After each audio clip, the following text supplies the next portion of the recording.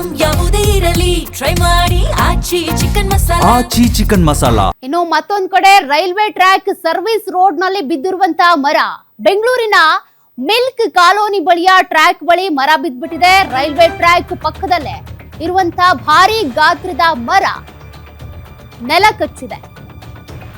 ಭಾರಿ ಮಳೆಗೆ ಬುಡ ಸಮೇತ ಸರ್ವಿಸ್ ರೋಡ್ಗೆ ಮರ ಬಿದ್ದೋಗಿದೆ. ಮರ ಬಿದ್ದ ಹಿನ್ನೆಲೆ ರಸ್ತೆ ಸಂಪೂರ್ಣವಾಗಿ ಬಂದ್ ಆಗಿದೆ.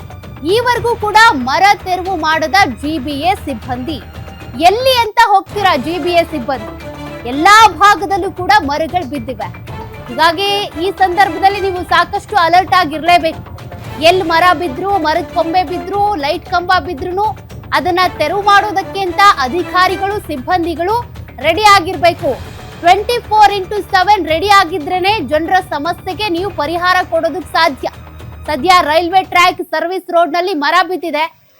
ಅಟ್ಲೀಸ್ಟ್ ನಿಮ್ಗೆ ಇನ್ನೂ ಕೂಡ ಮಾಹಿತಿ ಸಿಕ್ಕಿಲ್ಲ ಅಂದ್ರೆ ಹೋಗಿ ತೆರವು ಕಾರ್ಯಾಚರಣೆ ಮಾಡಿ. ಇನ್ನೂ ಕೂಡ ಜಿಬಿಎ ಅಧಿಕಾರಿಗಳು ಯಾರು ಬಂದಿಲ್ವಂತೆ. ಯಾವಾಗ ತೆರವು ಕಾರ್ಯಾಚರಣೆ? ರಸ್ತೆ ಈಗ ಬಂದ್ ಆಗಿದೆ. ಎಷ್ಟೊತ್ತು ತನಕ ಬಂದ್ ಮಾಡೋದಕ್ಕೆ ಸಾಧ್ಯ?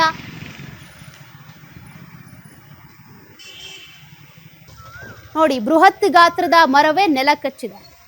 ಅಟ್ಲೀಸ್ಟ್ ಜಿಬಿಎ ಇದು ಒಣಗಿದ ಮರ ಅನ್ನೋ ತರನೇ ಕಾಣಿಸ್ತಾ ಇದೆಯಪ್ಪ. ಅಟ್ಲೀಸ್ಟ್ ಬೀಳುವಂತ ಮರಗಳನ್ನ, ಆಗೋ ಈಗೋ ಒಂದು ಗಾಳಿಗೆ ಬಿದ್ದೋಗಂತ ಮರಗಳನ್ನ ಗುರುತಿಸ್ಬೇಕಾಗತ್ತೆ. ಈಗ ಬೃಹತ್ ಗಾತ್ರದ ತುಂಬಾ ಹಸಿ ಮರಗಳನ್ನ ಗುರುತಿಸೋದು ಕಷ್ಟ ಬಿಡಿ, ಅವು ಅಚಾನಕ್ ಆಗಿ ಬೀಳುತ್ತೆ, ಯಾರು ನಿರೀಕ್ಷೆ ಮಾಡೋದಕ್ಕಾಗಲ್ಲ.